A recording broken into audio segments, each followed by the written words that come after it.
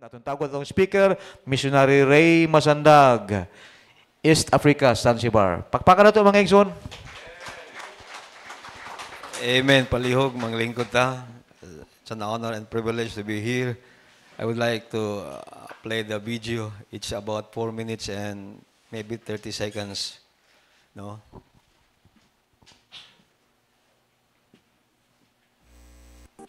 Matthew 9:37-38.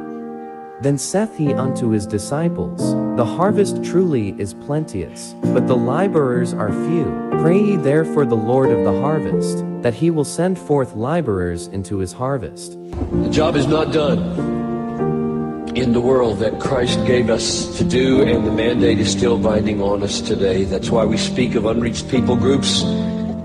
But the missions is the back-breaking, culture-penetrating, darkness-shattering initial work to penetrate, plant the church, see it flourish, get its own elders, train its own people, evangelize its own networks. That's the task of missions. It's not over. That Jesus Christ is the only way to heaven, and the alternative is hell.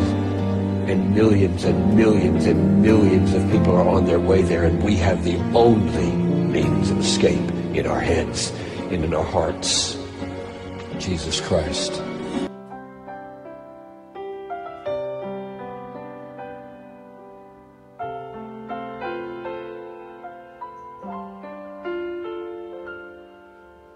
A young girl weeps in a far distant land.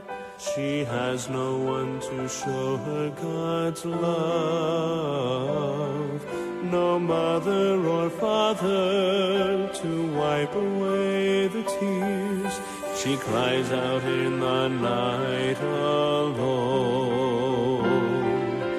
Bury my heart on the mission field, Lord. I'll go to dry that young girl's tears. I'll serve you no matter where the path may lead. Lord, please bury my heart. A mother grieves for her starving child. She has no shelter from the cold. Earthly provisions will ease their suffering, but who will feed their empty souls? Bury my heart on the mission field, Lord. I'll give the gospel to these suffering ones. I'll go wherever you want me to go. Lord, please bury my heart. Will you ignore these lost souls in the night? Can you hear their pleading cries? They're begging for someone to show them the way. We must go before another one dies. Bury my heart on the mission field, Lord. These distant voices won't fade away. Okay, daghang salamat. Ang ABC Clearinghouse ga 3 minutes video raw ta o panahon na ma-edit. Pastor Bong, Mampay, tuwa na dito. Yung Dr. Salva nga mag-team up lang mo. Pastor Peter Presnilo right now is in Pastor Berniesa. Nag-split lang mi. No? So, salamat kayo. Katong niaging November 27, we were commissioned by the Bible Baptist Katipunan, Pastor Kent, aron pag-add to sa Madagascar. That, in other words, they are our mission church, ascending church, mission sending church. So, atong yampo, kay karong February, mga adto minimisis sa training center sa Makati, sa Clearinghouse, para mag-train for 1 week. And then, among goal, 2026, we be able to go there. Mahumantanan. Kaya ang pamasahe is, kaming duha is 250,000 back and forth.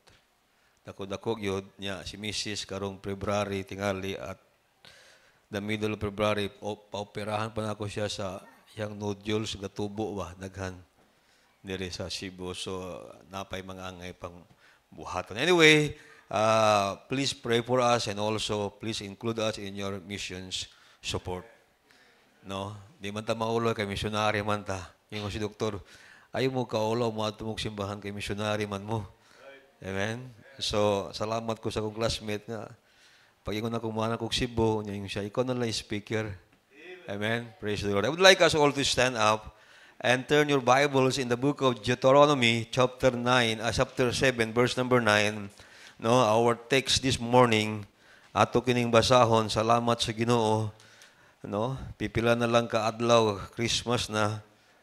Let's read, tingali na ka-memorize ang uban, but I would like us all to read this together. There is a blessing of God's word if it is read, manghigala ko. Ano to? Deuteronomy 7, verse number 9. Let's read it together. Ready, go. Know, therefore, the Lord thy God, He is God, the faithful God, which keepeth covenant and mercy with them that love Him, and keep His commandments to 1,000 generations. Let's bow our head and pray. Lord, our Heavenly Father, thank you so much for this privilege again, Lord. We can come and feast upon your holy, precious word. And I pray, Lord, as we continue to lift up your name and to glorify you and giving thanks for whatever things you have done this year, Lord, may you get you get the glory and the honor. And if there are things that displease, Lord, the Holy Spirit grieves, Lord, please forgive us and cleanse us by the blood of the Lamb. Thank you so much for this privilege, O God. We give you all the glory and praise in Jesus' name. Amen. Palihog manglingkod ha. Ingon si Pastor Johnny nga, message para sa ako ang deputation, pero siya nga, iskuti na lang ang Thanksgiving. Pero dili mahitaw may gala, mo ni ang naa nato karon, embracing God's faithfulness. God is so faithful. He's been faithful to us for the last, I do not know how many years, 30 years sa ako ang kinabuhi. Kapin, mahigala ko ang Diyos, matinud-anon gayud sa akong kinabuhi. No? We are not all professional. Ang ako ang asawa, ako dili. We just graduated from Bible College. Ang among ginabalan is to preach God's word, the gospel. But by the grace of God, mahigala ko, God has blessed and God has been good to us. I hope this year, specifically this year, ang Diyos maayo kanatong tanan. When I think of Thanksgiving, I think of 4 things. Number 1, I think of, memories. There are these black and white memories. Maybe watercolor memories. Diba? Maybe gray areas memories. Number 2, when I think of this kind of celebration, I think of growth. By this time, unta, matagtuig, nanatay kita wag pagtubo. Amen? Dili na ta bata. Kabalo na ta model sa unsay mga sitwasyon in life. Ayaw na pagsigi og self-pity, ayaw na pagsigi stress, mental, sa padiha. Wala na sa tuwa. Kinahanglan, laban kita. Amen? Ayaw, di sa corner, o murag ka gusa ka bata, gihapon, tako na takaron. Number 3, when I think of this, may galak, I think of change. Natay kausaban. Amen? Kamu mga pamilya, kamu mga married people, may namoy kausaban ha. Ay na mag-away tungkol sa text. Amen? Dili na sa text yung awayan. No? Unsa pay ayawan? Unsa pay awayan? Kana sang lain na sa. Dili kay kada tuig text ra gyud, magduda pirmi. So, by this time, we already have that change in our lives. And lastly, when I think of this, I think of dependence. Amen? Pagsalig sa Diyos. Kung wala'y Ginoo, wala gyud ta. Amen? Before I go to my message, I know nga I'm getting kanang murag masubraan sila, pero ako lang yung kuanon. I tell you a story about a dog and a man. A man and a dog, no? Usa ka tawo na iro. Niadto siya sa riverbank, sa sapa o suba. Gidala niya ang iro. Unya yang gilabay ang stick dito tunga-tunga sa sapa or suba. Ang iro, kabo siya niyang gitren, gikuha. Pero ayang pagkuha, dili langoy, kundili, naglakaw siya sa tubig. Ang iro, natingala ang tagiya. Kung iro, uha mo langoy, naglakaw sa tubig, gikuha ang stick, ibalik sa yaha. Yang giusap og labay. Mo gyapon gikuha sa iro, pero wa maglangoy ga. Lakaw sa tubig. Dako kanyang katingala. So niuli siya sila ha. Yang silingan nga, gusto ka mo kuyog? Nakipakita ni mo, ugma. Ato sa sapa. Kauba sa kong iro. So niadto sila, iyang gilabay sa ang stick sa tunga-tunga sa sapa o sa suba, gikuha sa iro, galakaw. Iya pag yung iutruhan na sa balik, gilabay, gikuha man. Ilakaw, yan yung silingan. Yan unsay mong na-obserbahan. Unsay mong namatikdan. Yung siya, ga-expect siya nga, katulaging miracle ba? Yung unyahang silingan, ako na matigdan mo ang imong iro, di ka ba mo lang, huy? Di ka ba mo lang, huy? And may gala, tinuhod na usahay, may gala ko, sa kadagan, nakaayong, mga tuig, nga miabot sa kinabuhi, dili na ito makita ng milagro sa Ginoo. Ato pili nakita ng lahi, nga panantaw sa kinabuhi. God is faithful, and in fact, in the book of Ecclesiastes, I believe, Lamentation, they are new every morning. Matag adlaw, ug adlaw mahigala ko sa dili pa mutunob ang imuhang gitawag nga tiil sa yuta. God is faithful. Amen? God is so faithful. Mahigala ko, I have 4 children. God is faithful. Usahay ng mga panahon, mga isuon ko nga, naglisod yung kayo. Pag-start na mag-pioneering work, but God, through the years, God's been faithful to us. And I hope you two also, will have that gitawag nga, katabang pagkaingon mo nga Ginoo, salamat, let us embrace God's faithfulness. They are new every morning. Now, our story, mahigala ko, our passage is a extension of the speech of Moses, no, in verse number 1. Atong makita diha nga sa dihang sila, they are now preparing to enter into a promised land. Moses give a message. And this message, mahigala ko, extended to chapter 7. Giina niya nga kung kamu moabot na sa atong yutang natauhan, because Moses, wa man siya kaadto yun, you will be facing a lot of temptations, the giants. And ni Ana, ningon siya, it emphasizes God's faithfulness and His commitment to His people. And the verse states that God is true and faithful. Muna, pag-abot sa verse number 7 o 9 rather, ningon siya, now, therefore, it was a statement of conclusion. Therefore, di ba mga estudyante? Numdum ko sa una nga estudyante pa kumahikal ako, nakikitawag laboratory, di ba, no? And after the laboratory, the experiment, unsa may itong ibutang? Therefore, I conclude that the conclusion of my classmate I include. Kanang kita mag-eskwela tagawa tayo ay na balan mabinuang ba. Amen? That the conclusion of my classmate I include, mahigala ko. The Hebrew word for God there is El Hanihiman. The God who is faithful. Mao na siya. God is faithful. God is true. God is faithful. You know what is the word faithful? Kadako ba nga pulong mga igsuon ko? The word faithful means trustworthy, honesty, and loyalty. Mag-ingon na kag faithful, mahigala ko, bisang mag-ulan, bisang unsa pa'y kahimtang sa panahon, you are there. Talking about trustworthy, masaligan yun, Pastor Johnny.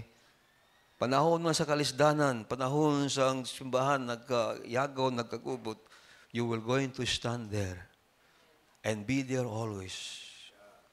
I remember a story, Michael, ako, duha ka classmates, they went to a military.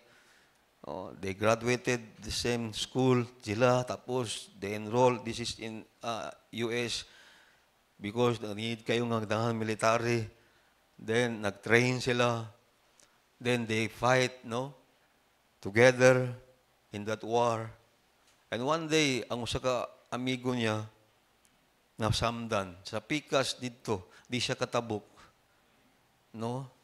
Mutabok siya, mamatay mga siya. Pero naningkamot gid iyang amigo nga, samtang nagkagamay ang mga bala nga iyang nadunggan, gikamang gid na iyang amigo. Ug ningon niyang amigo, sadyang naabutan niya nga, hapit na mamatay niya, I know, Jim, that you would come. And that is faithfulness. Amen? I know that you would come. May galago, during our times, loneliness, maybe problems, difficulties in life, Jesus is there. I will never leave you, nor forsake you. Mo na'y nakaanindot. Yung si Pastor Peter Presnilio, laban na ito. Pupunta tayo doon, we do not know the language, but one thing we know, God is with us. And by the way, He will be going karong January, ba ni Glesi, ako na ulahi ko, pero maapas may mga isuon ko. Laban na ito. We are here. I do not know if you are going to call it burden or calling, going to Madagascar. Pero yung si Babius, you cannot take the gospel into a wrong address. People are dying. The Madagascar is open. Very open. I remember in 1994, 1995, yung si Dr. Salva dito sa iyang balay, let us pray for 10 families going to Cambodia. That time, Cambodia was about to open or now opening. That time, then si Paul from Jinsan, si Lomar from Riyadh, a nurse, need surrender. And now, Cambodia, may suon ko, dagkan na kayong buluhaton. Madagascar now is open. Wala pa'y mga Baptist dito. Dako kaayo, may suon ko, na kinahanglan si Doctor, you're going to team up there because after that, yung ano lang yun, just preach the gospel, build churches, Bible studies. And then that will be a legacy, may suon ko. So, embracing God's faithfulness. The word embracing, ang gitanaw is to hug, to clasp in the arms, to encircle, to enclose. Amen? Ato bang gakson ba? Pwede sa dilibuhian. Usahay mahigala ko, kanang paggakos usahay, mabuhi mang yun. Lisod man kayo magsigilag gakos. Yung term is, di kita mabuhi. Insakto na. Pero kinahanglan man kita magtag-adlaw, man kita manginabuhi. Kabaho man kita nga atong gakson ng Ginoo, may gisugo. Pero kinahanglan man kita manginabuhi, magwali, manrabaho, mo eskwela. But let us not all forget, mahigala ko, that we should embrace the faithfulness of God in our lives. Without being faithful, mahigala, God being faithful to us, ambot asa nakahako karon. Duha na kong padulungan tingali. Kundili sementeryo, kay kabaw ko sa kong kinabuhi. May gani kay wa pa si Duterte atong mga panahon na. Nagsuon ko, ang Diyos ragyod, maoy, naghimo na itong unsa tagaron. Because of this, ikon si Paul, I thank the Lord for putting me faithful in the ministry. Mao ragyod. Gikan ko sa palumpon, daliran ko, tuluran niya, mga Google, gikan ko sa palumpon, kaning Madagascar is a blessing. It's really a blessing. Nagstorya mi sa among former mayor, nga karon way kontra na. Kaya dismiss na tanan. Ang kontra niya, ingon siya, Pastor gusto pa bagyog ka mag-anchor man? Ang DYRC, number 1 station in Ormoc, iyan ni Richard Gomez. Gusto ba ka? Di ko mato ko Madagascar. Dugay pa man to. Dili man to ko, kay magtuyok ko sa tibok Pilipinas is a blessing.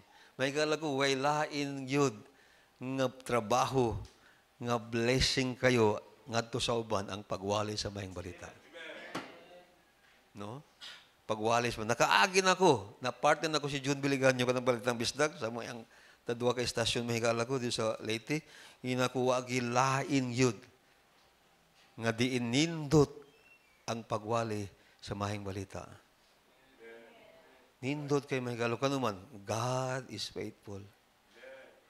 Kaya si Pastor Johnny, kabuho ko siya yung kinabuhi ani. Ikan sa mong pag-Bible school, ato siya, ato ang Negros, no? Ibalik ka, gitawagan ka doktor, no? Oh, it is all by the grace of God. O karon mo na siya kay ko, Pastor, 2-3 services.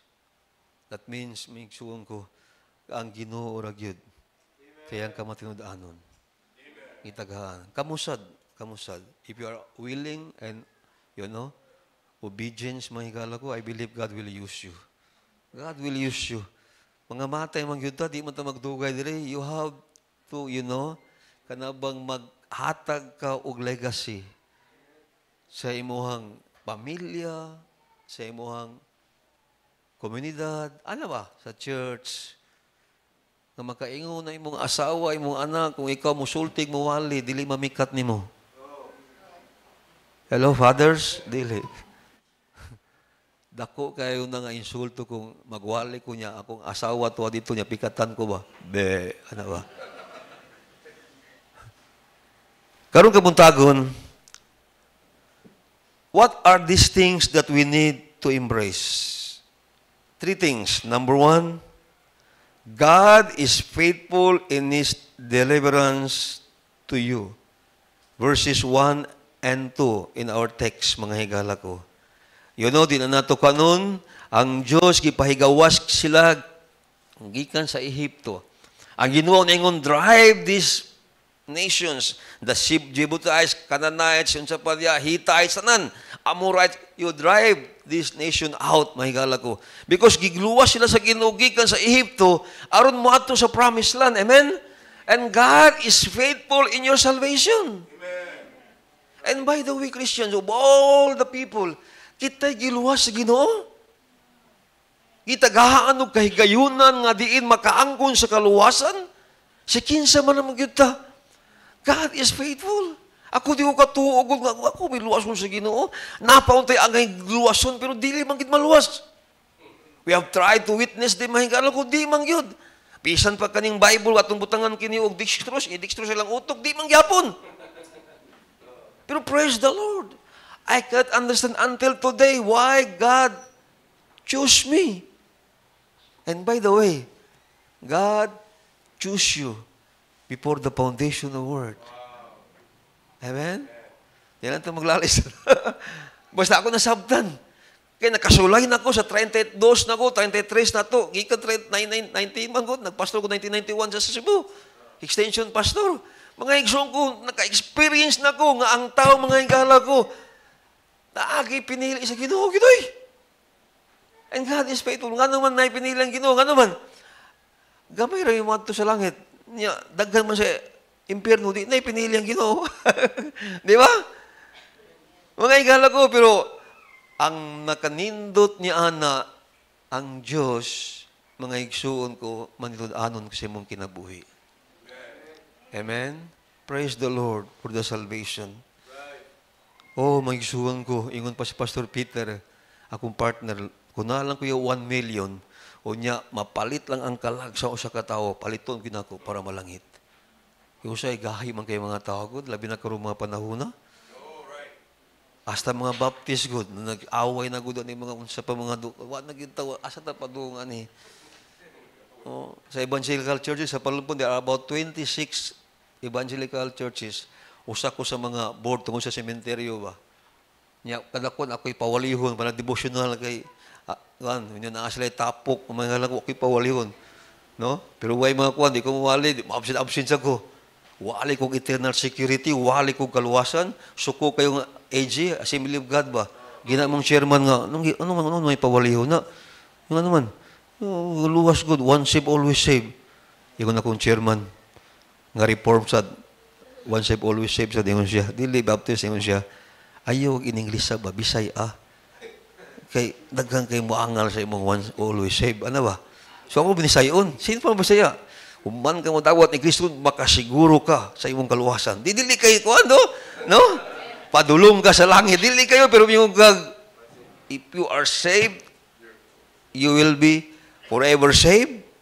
Why makakuha ni mo? One saved, always saved.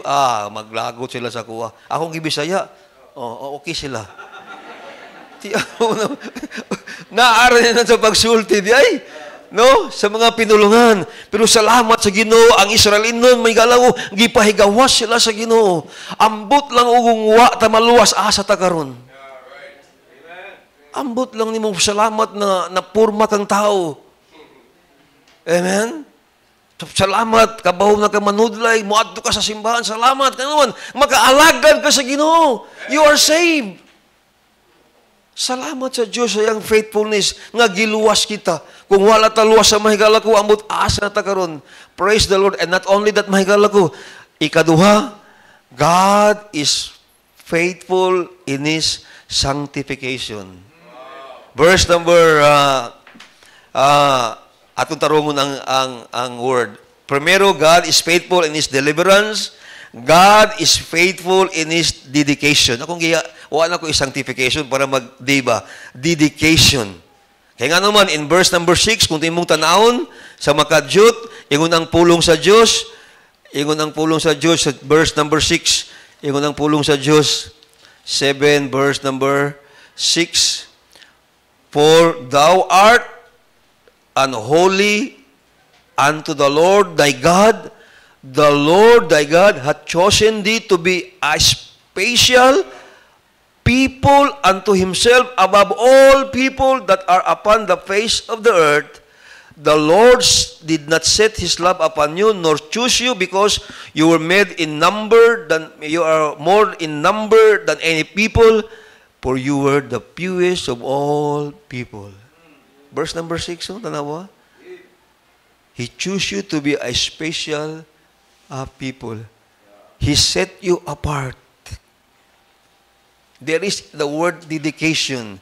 The word dedication, mahigala ko, is God set you and put you aside for different purpose. Salamat natay mga damgo, natay mga tinguha sa kinabuhi. Mahigala ko, kung naamang kay damgo nga dako sa imong kinabuhi, ang pagdamgo nga kitawag mahigala ko, paghimaya sa Diyos. That is a broad statement, mahigala ko. In 1921, all of those intelligent, brilliant people in the world gathered in Germany. In 1921, nag-usa sila. And they asked this question, what is the chief end of men? Nga bright, nagtapok, pila ka adlaw. Unsa mang yud ang tumong ug tuyo nganong naata diri. And they came up with only one answer they gathered. The chief end of men is to glorify God. Hello?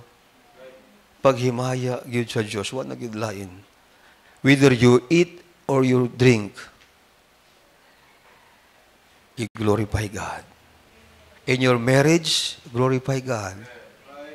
In your workplace, glorify God. Amen? In your studies, glorify God. Simple ka itong kinabuhi.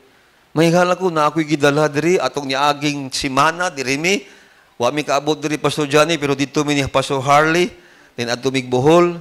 Ako ang gidala, akong membro nga siman, bagong naabot, wa pa kaarig Cebu, wa pa kaadtog Bohol. Ang ako ang membro nga naa sa Saudi, ni-resign na siya, naa sa manpower nga 700. Tapos, ang iyang asawa nga military nurse, Tagalog, first time in Cebu and first time in, tuapin sila sa kuhan, dala na ko diri. Tapos, suroy mi, mahigsuon ko. Nakita niya, ako siyang kingnan. Kung mabalik mo sa New Zealand na ilang kuhan or America next year, hingin ako sila, Rick, may nagwalin ako karon. Hingon ako, Rick, Brad, when you go there in New Zealand or in America, you are not an engineer, Kat, you are not a nurse, but you are a Christian that happen to be an engineer or a nurse. In other words, when you are there, your purpose is not getting money. Your purpose is to preach the gospel. Yung sikat, hindi pastor, siya lang pastor, hindi wala ako. Si support lang kami sa church, wala. Yung hindi yung asawa, ayang ba na magsikag balibad, kanarabay tawagon sa Ginoo. But they are really a blessing to the church. Pero nakita man gud nako may kalako nga ang kwarta aning kalibutan na di gid nimo maapsan.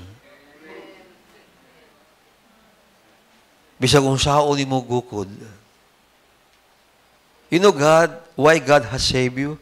Because He wants you to do the things that is near to His heart, and that is souls of men. By the way, there are only two things that are eternal. Do you know it? First is the Word of God. Heaven and earth shall pass away, but my word shall not pass away. Number two is the souls of men. Amen? In this earth, there are only two that is very sure. Nabisag asa ka na agyod. Number one, taxes. Number two, death. Dili sa kalibutan. Bisag asa ka, moabot yun na. Buhis o kamatayon. But eternally, may kala ko, there are only two things that will you endure. And the souls of men. Amen? Imura niyong madala. Muna, the greatest work that we can do is to preach the gospel. Pasabot na pastor nga mo adto yung mga preach dili. Pwede ka maka-pray, pwede ka makatabang, but the main purpose is to glorify God in whatever you do. Amen? So, importante kayo. Naay mga pagsulay. Yes, naay mga pagsulay. Naay mga kalisdanan. Daghang kayo. Usahay mo, tanaw ka sa mga tao. May naman sila, pastoro, kay daghan sila kwarta. Okay na sa ilaha kung naay mga problema. Mga igsuon ko, ang ilahang problema o ang imong problema, parihara na. Kung siya nakautang o ang milyon, ikaw nakautang o sa kagatos, parihara na.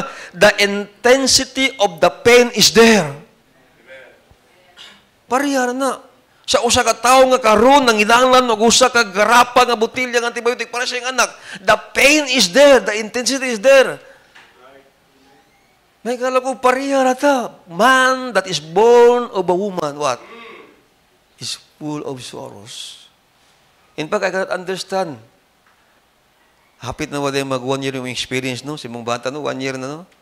May kala ko, ang pastor, daghan sa may experience yan. As far as children. Diba sa time, nakinom ka, nag-istorya ka sa una sa imong anak, no? May pare-pare yung edad sa akong bata. Na yung mga panahon nga lisod ko mga pero dili tampo ko.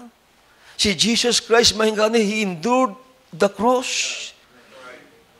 Amen? And I can understand even today, sa daghan ngalan ni Kristo, the lily of the valley, the rose of Sharon, what else? My Redeemer, the tribe of Judah, Lion, the tribe of Judah, the King of Kings, and the Lord of Lords, the Alpha and Omega, the Great Shepherd, of all those names, may kala ko, nakadaghan siya ngalan. There is one name nga murag nakalahi yun, and that is the man of sorrows. Grabe, no? Man of sorrows, and acquainted with griefs. Oh, sa panahon niya, kung imo lang istudyan ang life ni Jesus Christ, may gagsuong ko, grabe yung kalisod. Maingon kang gitawag nga pain. Primero, there is this gitawag relational pain. He told His disciples, Peter, James, and John, could you not watch with me 1 hour? Watch and pray. And there He prayed in the Garden of Gethsemane, and His blood, His sweat as a drop of blood. Dili blood ang yang sweat. As it were a drops of blood. Ayaw mong tanaw sa usa ka picture nga siya nagampo niya, nagtulo o iyahang dugo sa kakuyaw o unsa ba. Ingon ng Bible, as simile, metaphor sa hermeneutics, as sama. It is not the color, it is the consistency of the drops. Muna iyahang singot. He was in pain. Ningon siya, Lord, God, Father, if it is possible, please pass this cup from me. Nevertheless, not my will, but thy will be done. Naka-experience ba yung nga na may galak sa mong kinabuhi? That you are there in trouble? Relational pain. Kitawag may galak ko o kitawag nga physical pain. Grabe, pagluto sa iya, pagbunal. But the greatest pain, the ultimate pain na na-experience ni Jesus Christ is gitawag nga ultimate pain. Sadyang siya dito sa cross, misyagit siya, ilay lama sa baktani. We should say, my God, why hast thou forsaken me? For the first time, God the Father in heaven turned His back from His dear Son. Kaya gipasaan niya ang sala sa kalibutan. Kita wa pa man ta biyahe sa Dios. Ni saad ang Ginoo nga di ka biyaan. Pero si Kristo gibiyaan. Apan He endured the cross. Muna nakaanindot mahigala kung naata sa Ginoo mga lagad ta. Nga naman mo mga itong purpose good. Blessed naman. Din, unsa man? Nga gi-persecute, revile for my name's sake. Amen? Rejoice and be exceeding glad, for great is your reward in heaven. This is our purpose. Salamat sa akong nakita nga kanta dito. Nayingon dito ang kanta nga Baptist, akatong why I'm here. Di ba? Sa Word of God man ito, no? Why I'm here. Where I'm going, like that. Batulingan na naman ginapon na. Nailibro si Rick Warren katong The Purpose-Driven Life. Kabasa mo na? Dakan millions na di ba? Ganang ang libro, ay mo nang basahon. Tuluran mo na yun ang iyang pasabot. Who am I? Why am I here? Where I'm going? May gala ko, you should know what is your purpose in this life. Amen? Your purpose in this life, may gala ko, is not to get money. It is to glorify God. This is the reason why ang Diyos miluwas kanato. O nagilain. Number 3 and last. God is faithful in His, not only in His deliverance, in His dedication, and number 3, God is faithful in His declaration. No? The word declaration, may kala ko, makita niyo muna sa verse number 8. Actually, ang pulungan na is promise. Ako lang ibutang ako declaration. No? A promise. He declared in verse number 8, atong tanawon sa makadyot, ingon ang Bible, in verse number 8, but because the Lord love you, and because He would keep the oath which He had sworn unto your fathers, hath the Lord brought you out with a mighty hand and redeemed you out of the house of bondage from the hand of Pharaoh king of Egypt. Know therefore that the Lord thy God, He is God, the faithful God, which keepeth covenant and mercy with them that love Him and keep His commandments to 1,000 generations. What a promise. By the way, mahigala ko, kanang promise is to those who love them. Amen? And keep His commandments. Ayaw kayo na dawata tanan. If you not love the Lord, ayaw kuha. Amen? Just like Romans 8:28, ingon ng Biblia, for we know that all things work together for good to them that love God, to them who are called according to His purpose. Wala mingon si Paul, for we know that all things work together that we may see it good. Sometimes, dili good. Diba? Pero all things, that means bad or good, they work together. What? Aron makita ni mo unsay tumong. Pero makita rin na mahigala ko sa nahigugman niya. This is the reason why katong mga tao, dool kay sa Ginoo, Christian, dool kay sa Ginoo, makakita sila nga anong naunsay lang kinabuhi. Kung makaingon sila, ang maudi ay. Nga nahitabo to sa kong kinabuhi. Kay ang saad sa Ginoo, all things work together for good. Moro ba cake ba cake? Natay cake karon, Brother Pastor Johnny, natay cake? Kanon nga cake ba na? Kanang cake mahigala, composed of many ingredients. Sugar, what else? Flour, water, egg, di ba? They are mixed together. Ang kuyaw kayo kung puros itlog imong kanon, kaunon, puros tubig inong imnon, yung flour, di ba bati kayo? But when they are mixed together, mga higala ko, purti na ba ng kapuya din na, pagbuhat na? Ananaon pa tinggal, ninana pa ba? Oh, may suon ko, gabi, nakakaon may cake, taninduta, oy. All things work together. And God has promised to us, mga igsuon ko, ang yang saad to all generation, those who love Him. Mo maganda dita mahadlok as a Christian, kung nahigugma ka sa Ginoo, ikaw mahadlok, oy. Di ba? Kung nahigugma ka, nagtuman ka sa iyong mga kasuguan, di ka mahadlok. O sa iyong kahadlukan mo. Nga ang Diyos na mangyud na.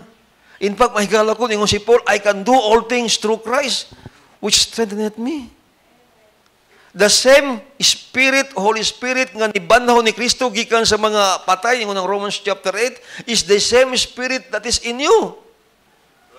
Naani mo tiyaw na the power, talking about the power, the Holy Spirit, that raised Christ from the grave, same Spirit that is in you. Romans chapter 8 na. Tiyaw mo na. Talking about the power, bulkan ni buto, power to. Mao pinatubo, power to. Naasa imo ha? Oh, naasa kuwag. Kuyaw kay ko. Naasa kuwag. And by the way, mo na saad sa Ginoo nga di na mo biya ni mong Holy Spirit. Naani mo. Dili pa pinakustal nga mawala. Kam Holy Spirit, ikam, dili ikam. Imo ginang dawaton, abot sa imo na di na ginamawala. Usa ka bata ningon siya dad. Si Jesus Christ, muari ba sa tuang heart, sa tuang life? Ingon na yung daddy, yes, honey. When you receive Jesus Christ would come to your heart. And if Christ, that would come to my heart in life, Christ would stick out. Mugawas yun, kay dako man siya. Hey, hello, mahigala ko, nigawas ba si Kristo sa imong kinabuhi? Makita ba si Kristo? Kay kung kita mga higala ko, mutuo lang ta sa saad sa Ginoo, kaning atong kinabuhi, mahimo ni nga blessing sa mga tao. Pero usahay man mo igsuon ko ang atong kinabuhi naman sa TikTok, naman sa Facebook. Purting dugaya ra bata di kita mahulot ang Facebook mang igsuon ko sige lang jud kag ana-ana. Hangtod nga wa na kay linungag. Nakalimot nagagani kay panutbras gani. Niabot na ang bisita. Gilangaw na imong lamisa kay sige lang kag ana tuon kay wa gyud ka magkuan mohipos kay di limang kita. Ambot na lang mahigala ko. Inig-abot na to sa gawas. What is the blessing? Sa mga panalangin ang makita sa mga tao. Mulakaw ka, gikan sa imong balay, manaog ka. Unsa may makita sa tao sa imo. Is Christ sticking out? Mugawas ba yun? Mahigala ko importante kay because I know in the Bible, when God promised sa iyahang mga tao nga nahigugma sa iya, yun siya, inig-abot niyo dito, mao ni may tabo. God will going to use you. Ako, ambot na lang si Juan. Salamat sa Diyos nga sa amo ang lugar nakita gyud ang Kristo sa atua. Ni saad man ang Ginoo. Kung kita mahigugma, mutabang sa iyong buluhaton, ang Diyos maguban gyud kanato. And I hope this morning mahigalo sa hamubo lang, I hope that we can embrace right now the faithfulness of God. I do not know for you, but my life, mahigala ko, naanagyod sa kaayo sa Diyos sa kong kinabuhi. And if you are here, nyawa pa dyan ka, makadawat sa Ginoo, dawatang Ginoo. Amen? Kung ikaw na ay mga problema, duol sa Ginoo. Wala ay problema, magsuon ko. Duol sa Ginoo, ningon siya, come unto me all you that labor and heavily laden, and I will give you rest. And by the way, salamat sa inyong pagdawat namo diri. I hope God will bless us. By the way, kaning amo ang lugar nga kaning Palumpon Leyte, makaatok siya kadto sa Palumpon Leyte. Naay kalanggaman dia island no. Ang Miss Universe Philippines, tuluran na lang atuan. Kalanggaman, Boracay, o Palawan. Pero dili kay makuha na mo ang kalanggaman no. O nga mo na sekreto nga nung di kay ma-advertise may galako. Pero diha na sila magsugod. Anyway, ang among lugar is duaon pirmi sa Bagyo. Kada tuig yun, duaon sa Bagyo. Pero for the past 5 years may galako, ang Bagyo sige lagsaka. Karon tang November, December amo ang tana. Muna inex-celebrate amo sa mong Thanksgiving. Amo ginang pinunuman, God is good. God is faithful to the Eastern Visayas. Dito sa amuhang lugar, labi na sa Samar, ang mga balay dito, dili dos andanas, kanag yung mubo yung kaayo, kung mahimo, karon dili ko nun sa Bagyo. But today, praise the Lord, God is faithful. Yung nang Ginoo aton sa Luzon. Di ba? Luzon. Amo na, October, November, Yolanda, November na. Amo agin na. Mahigala ko, praise the Lord, God is faithful. And you can do so in your life. Pangayoon mo sa Ginoo, Lord, I will love you, I will obey you. God will bless you. Every head bowed, eyes are closed. Lord, daghang salamat sa imong pulong, sa imong presensya, sa imong taliwala. Salamat Ginoo nga simbahan nga di naghatag kanamo. Ug kahigayunan makawali. Lord, panalangin ni Pastor Johnny yang family. Salamat amahaning tanan. In Jesus' name. While your head bows are closed, Pastor Johnny, please. Mga higala, atong nadungog ang mensahe dining kabuntagon. Naga-remind ka nato that God wants us to embrace Him faithfully. Tungod sa faithfulness sa Ginoo, na atong nasinati, wala sa nagpakyas, wala mibiya ang atong Ginoo, ingin ana ka faithful siya. How about us this morning? Maybe this morning makaingon ka, Pastor, by the grace of God. I'm praying mag-faithful ko sa Ginoo. I-increase pagid sa Ginoo ang akong faithfulness kaniya. Ma-improve pagid na ako ang akong kinabuhi bilang nag-alagad ngadto kaniya. Daghang kay mga butang angay na kong pasalamatan sa Ginoo ang iyang faithfulness. This morning akong acknowledge ang Ginoo sa akong kinabuhi nga importante gid kay siya sa akong kinabuhi. Every day, every hour, dako kayog bili ang Ginoo sa akong kinabuhi. That's why I need to be thankful to Him. Mga higala, while the piano will play, kung unsa man ang nasi mong unahuna karon, nasi mong kasing-kasing karon, hinamundumi pag-ayo nga ang Ginoo maayo sa kinabuhi nato. Embrace Him. Naatay mga problema, embrace Him.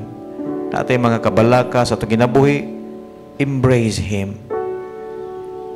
If God is touching your heart na kay gusto isulti sa Ginoo karong kabuntagon, mapasalamatan, mga pagpasalamat man, mga paghangyo man, I encourage you to please stand to your feet and come to the front and talk to the Lord this morning. Come on. Amen. God bless you. God bless you. Pastor, salamat sa Ginoo. 2024, gisustain ko sa Ginoo. 2024, wa gid ko pasagdi sa Ginoo. Just come. Amen. God bless you. Kinsa pa. Amen. Ayaw kaulaw, ayaw kadlok. Don't be afraid.